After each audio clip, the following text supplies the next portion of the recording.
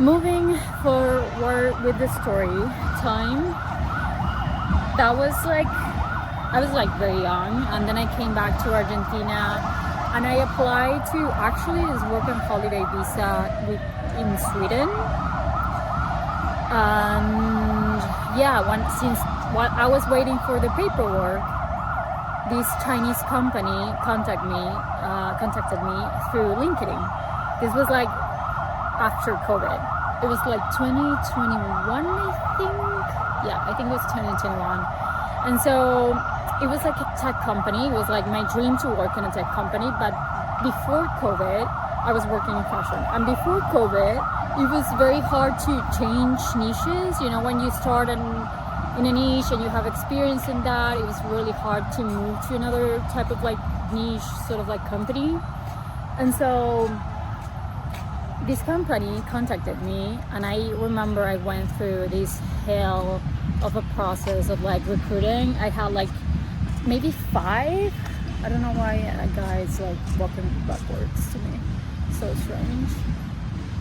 I don't know what he's doing. And yeah, I remember it was like 4 or 5 interviews, and all of a sudden they stopped replying, and I was like, oh, awesome. But at the same time, if this company saw something in my resume, it means that there's something there. And of course, I was like very young. I have a lot of like retail marketing sort of like experience, because I worked in like 2 fashion brand companies up until that moment. So I started applying to almost every company that you can possibly think of on LinkedIn.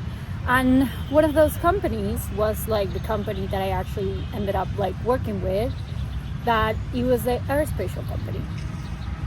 So I had the interviews. I also like went through this process, and I ended up having the job. That I remember very well, that same week I also received the confirmation for the Sweden visa.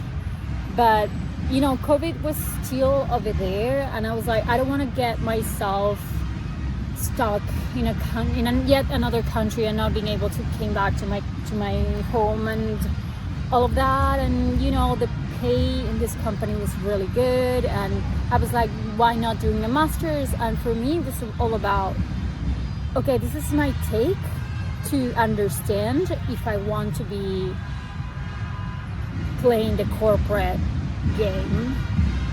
And because of like some of the things that I saw in the master's degree, and also like some treatments in that company, that it was like the best company that I could put, I don't know, worked in my life. It was fucking aerospatial. Like, it was, the company was huge. But there I understood very well that we are all numbers. And actually they fired not only me, all my team a month after my accident. So that could tell you like how companies do not actually give a fuck about you. So